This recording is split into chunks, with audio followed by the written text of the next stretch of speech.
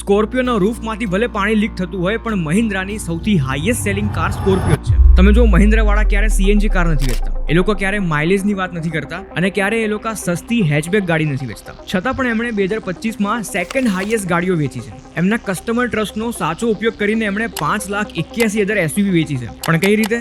ચલો સમજાવો. દેખો, મહિન્દ્રાની ટોટલ સેલ્સમાંથી 28% શેર છે સ્કોર્પિયોનો. કારણ કે સ્કોર્પિયો અને બોલેરોથી મહિન્દ્રાએ ગામડાઓમાં એક રિલાયબિલિટીનો ટ્રસ્ટ ડેવલપ કરી લીધો છે. અને આ જ રિલાયબિલિટીના ટ્રસ્ટથી મહિન્દ્રા સ્કોર્પિયોનું નવું મોડલ સ્કોર્પિયો એન એ અર્બન એરિયાઝમાં અને મેટ્રો સિટીમાં વધારે વેચાય છે. સ્કોર્પિયો ક્લાસિક તો ગામડાઓમાં અને સેમી અર્બન એરિયાઝમાં લોકો હજી પસંદ કરે છે અને હજી લે છે. અને આ જ ટ્રસ્ટ સાથે જો કોઈને વધારે કમ્ફર્ટ જોઈતું હોય તો એને એ લોકો XUV 700 અને 3XO વેચે છે. બીજું કે જે આ 1,07,000 થાર વેચાય છે એમાંથી 65% થાર રોક્સ વેચાય છે. કારણ કે 3 ડોર થારમાં જે ઇનકન્વીનિયન્સ હતું પાછળની સીટમાં બેસવાનું, એ એમણે 5 ડોર થાર રોક્સથી સોલ્વ કરી દીધું. અને આનંદ મહિન્દ્રા સર પણ મહિન્દ્રાની PR કરવામાં કોઈ કસર નથી છોડતા. ભલે પછી ગાડીઓ વેચાયા પછી લોકોને સર્વિસમાં પ્રોબ્લેમ આવતી.